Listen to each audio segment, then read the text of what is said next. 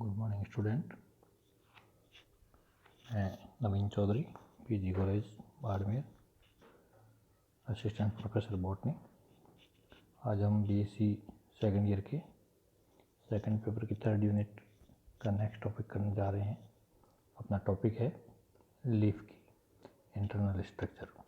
पिछले क्लास में हमने लीफ की आउटर स्ट्रक्चर और उसकी डॉर्सल और वेंट्रल सरफेस के बारे में पढ़ा था। और आज जो है हम लीफ की जो आंतरिक संरचना है, इंटरनल स्ट्रक्चर है, इसके बारे में अध्ययन करेंगे कि अंदर की जो स्ट्रक्चर है इसमें कौन कौन से कंपोनेंट होते हैं, क्या ऑर्गन्स लीफ के अंदर होते हैं और उनका काम क्या है। तो आइए देखते हैं चित्र के द्वारा। ये जो दिख रही है संरचना, इसमें ये लीफ की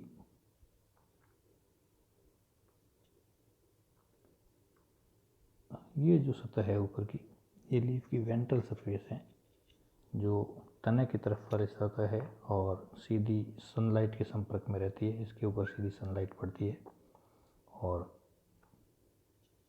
इसको हम अपर सरफेस भी कहते हैं, या इसको अपन एडेक्सियल सरफेस भी कहते हैं।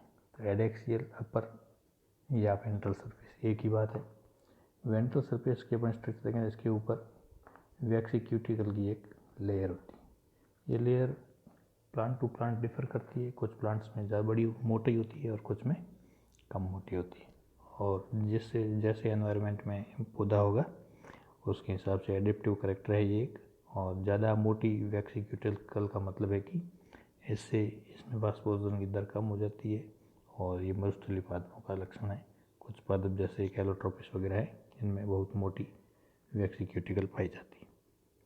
वैक्सीक्यूटिकल के अंदर की जो सतह है वह अपर एपिडर्मिस कहलाती है।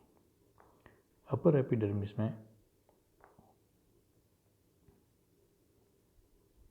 एक सिंगल लेयर होगी और ये जो सिंगल लेयर है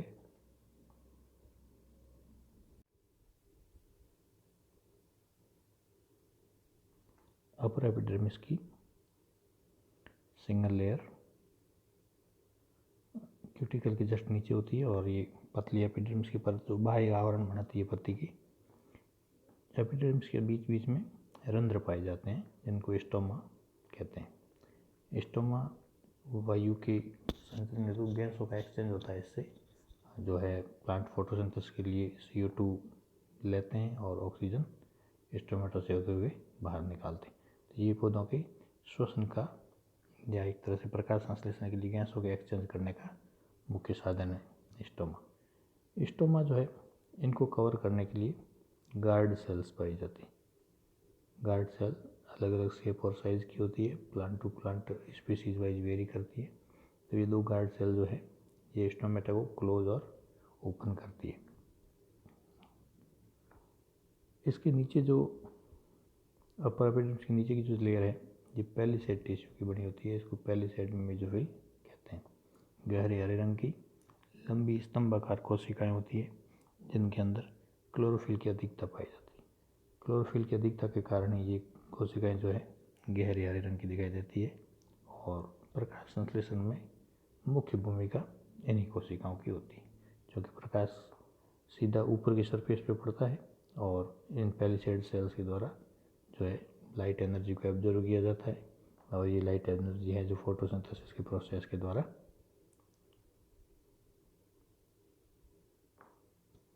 पौधे में इनटेक कर ली जाती है। तो पैलिसेड टिश्यू की जो फोटोसिंथेटिक सेल है ये फोटोसिंथेसिस में प्रकाश संश्लेषण में मुख्य भूमिका निभाती है। इसके नीचे जो सेल्स हैं गोलाकार छोटी छोटी कोशिकाएं होती है।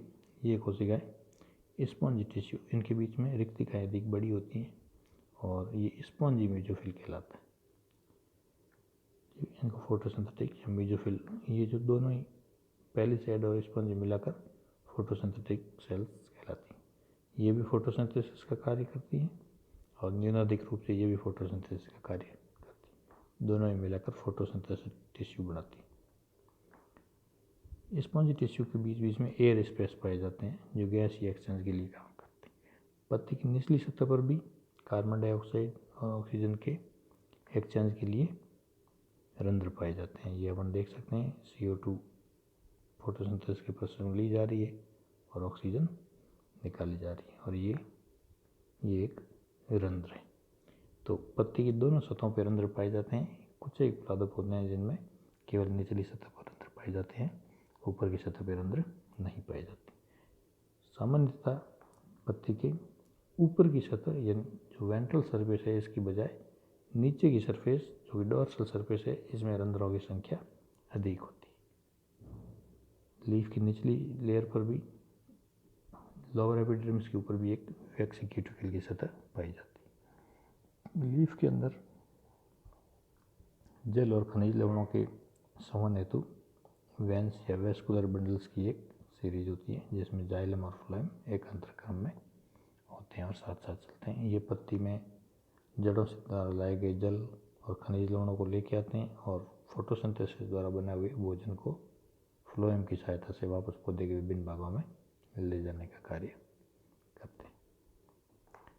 इसके बाद हम एक प्रारूपिक लीफ के रूप में, पत्ती के रूप में नेरियम की लीफ का अध्ययन करेंगे। नेरियम की लीफ यानी कनेर की पत्ती जो है, इसके ट्रांसफर सेक्शन को इस चित्र में दिखाया गया है। तो अगर ध्यान से हम देखेंगे तो इसमें जो पत्ती की विभिन्न संरचनाएं हैं, विभिन्न अंग है, वो क्लियर दिखाई देंगे। देखिए क्रमशः इसमें अपन देखते हैं। सबसे ऊपर अपर एपिडर्मिस है, इसके ऊपर क्यूटिकल की एक परत है। नेरियम में देखो अपर एपिडर्मिस 3 लेयर की है, तो 2 से 3 लेयर की मोटी एपिडर्मिस होने का मतलब ये एक ऊपर से वाष्पोत्सर्जन की जो है दर वो कम हो जाती है। मोटी एपिडर्मिस जल की जो हानि है उसको कम करती है और ये एक जीरोफाइटिक कैरेक्टर है। इसके जस्ट नीचे ये जो दिखाई दे रही है लंबी स्तंभाकार कोशिका, ये पैलिसेड टिश्यू है। पैलिसेड टिश्यू है और इसके जस्ट नीचे जो है ये एयर स्पेस वाले और जो गोल और चौकोर सेल्स दिखाई दे रही हैं, ये स्पॉन्जी पैरेन्काइमा का हिस्सा है। पैलिसेड और स्पॉन्जी पैरेन्काइमा मिलकर मेसोफिल का निर्माण करते हैं। पैलिसेड ऊपर होता है और स्पॉन्जी पैरेन्काइमा उसके जस्ट नीचे की तरफ होता है। मध्य भाग जो है ये वेस्कुलर बंडल से बना होता है। वेस्कुलर बंडल में हम देख सकते हैं फ्लोएम, जाइलम और starchy bundle sheath. Bundle sheath से ये वेस्कुलर बंडल पूरी तरह घिरे रहते हैं। ये भी जल की हानि को रोकते हैं और जल की सुरक्षा करते हैं। इससे भी जल की हानि कम होती है। ये भी एक बंडल शीथ का मोटा होना भी एक जीरोफाइटिक कैरेक्टर है। इसमें हम देख सकते हैं डॉर्सल सरफेस की तरफ फ्लोएम है और वेंट्रल सरफेस की तरफ जाइलम है। लोअर जो एपिडर्मिस है, लोअर एपिडर्मिस में 2 से 3 सतह की परत की मोटी लोअर एपिडर्मिस है और उसके ऊपर भी क्यूटिकल की सतह है। तो मोटी एपिडर्मिस का होना भी एक जीरोफाइटिक कैरेक्टर है। इसमें हम इसके अलावा एक और मरुद्भिद लक्षण जो देखते हैं जो वाटर लॉस को रोकता है, वो दिखाई देता है स्टोमेटल पिट। यहाँ इसमें धंसे हुए रंध्र पाए जाते हैं। एक चीज़ नोट करने योग्य है कि इसके ऊपर की सरफेस पर कहीं भी हमें स्टोमेटा नज़र नहीं आते। तो नेरियम की ऊपर की सतह पर रंध्रों की संख्या नगण्य होती है। नीचे की सतह पर यानी लोअर सरफेस के ऊपर स्टोमेटा होते हैं, वो भी धंसे हुए होते हैं, मतलब ऊपर एपिडर्मिस के ऊपर नहीं होते हैं, अंदर की तरफ धंस कर फिर होते हैं। तो यहाँ पर स्टोमेटा पाए जाते हैं। इनको सनकैन स्टोमेटा या धंसे हुए स्टोमेटा कहा जाता है। धंसे हुए स्टोमेटा जैसे ये हैं, ये हैं, ये हैं, ये स्टोमेटा नॉर्मल सरफेस से अंदर की तरफ होते हैं। तो ये सीधे हवा के संपर्क में नहीं आते, तापमान के संपर्क में, बाहर का जो गर्मी का वातावरण होता है मरुस्थलीय परिस्थितियों में, उनके संपर्क में नहीं आते। और इसका लाभ ये होता है कि पत्ती के अंदर का जो जल है वो बाहरी वातावरण में कम जाता है, नहीं के बराबर जाता है। और ये वाटर स्ट्रेस कंडीशन में, जलाभाव की परिस्थितियों में इस प्रकार के स्टोमेटा या रंध्र जो है जल की हानि को रोकते हैं।